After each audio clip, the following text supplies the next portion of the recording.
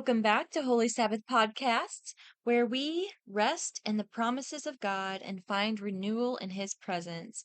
I'm your host, Courtney Joe, and on today's episode, we have special guest Chrystal Willis.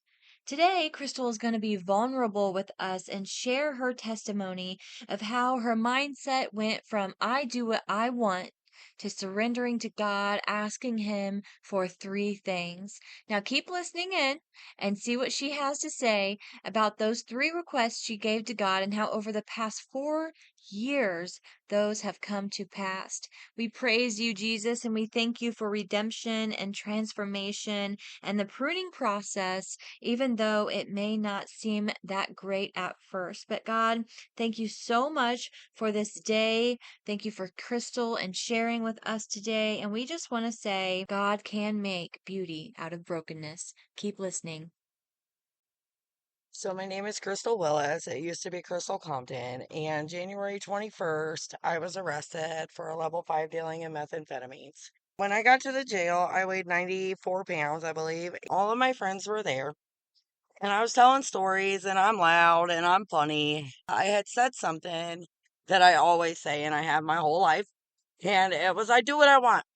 That night, I went to bed and I was laying there thinking, what is it that I actually want to do? And I come up with three things, and they were be a good mom, make my dad proud, and be somebody's wife. Because when I was growing up, my grandmother asked me at 9 years old, what do you want to be whenever you grow up? And I said, somebody's wife. As I laid there, I was like, I haven't done any of them things. And at that point, I realized that I was a piece of shit liar. My whole life, I don't know, like my morals, I've never been a liar. I've never been a thief. It really, really hit home with me. I started crying and I really broke down and I hit my knees and I asked God, I said, I don't want to be this person anymore. I, I really don't want to be that person anymore.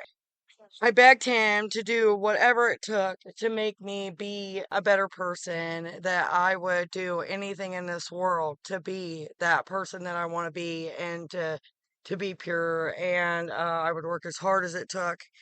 And I went to bed that night and I woke up a different person. The only book I was allowed to have because we were in quarantine was the Bible. I don't remember if it was the front or the back of the Bible, but there was that prayer that saved you. And I don't know if I was allowed to do this, but I ripped it out and I stuck it above that stupid mirror that you really couldn't see yourself in. Like, it was like aluminum foil. And I read it every day that we were in there. And it was, I think, 72 days or something stupid.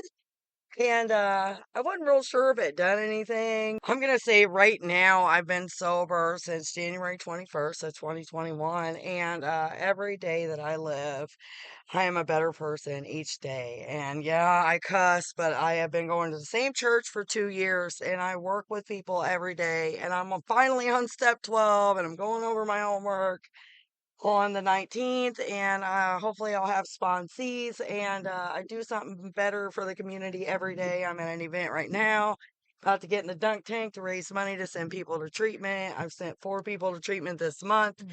I'm the Recovery Cafe companion. They made that job just for me because I give out hugs and I smile at everybody. I feel like God works for me and through me every day. And I feel like an amazing person. And since that day, he's worked for me and he's made me the person that I want to be. And he's working through me every day. He really is. And so let's take a couple of steps back because one, you mentioned that you weren't sure if that really did anything. But let's listen to the words you spoke. You said there were three things you wanted to be.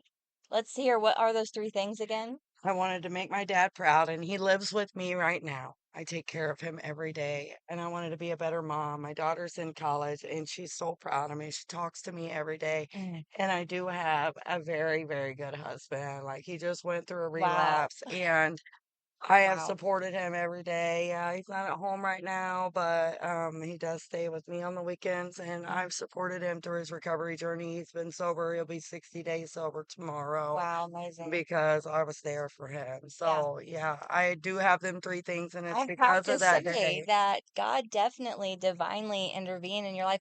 And it's funny because it was that moment that you turned your heart to him. And that's all that it takes is just one moment that we turn our hearts to God. We realize, hey, maybe we aren't living the way that we were created to live. And so I would have to say definitely that prayer, you just had to read it one time, and it worked. But I think it's mostly just that turn of our heart to him. And a lot of times people think you have to go through this extraordinary, transformation, which God does take us on that path, but it's literally within seconds that God changes us. Like you said, you woke up and you were different. And I can even relate to that as well. For me, it was obviously in jail as well, but I knew that after 30 days, I was put in there to take on the opportunity to change. And it wasn't about, doing drugs anymore or being out on the streets anymore or hustling anymore. And so I too, reached out to him and it changed me within a day. I woke up and I started reading the Bible as well. And so we're here today with Chrystal. What was your last name?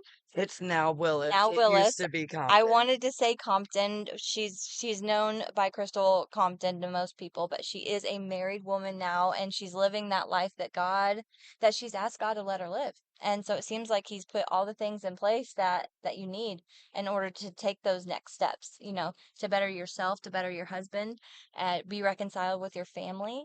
And so that's great.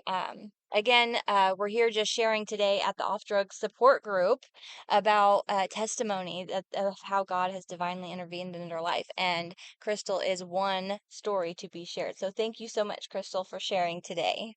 Thank you. Yes.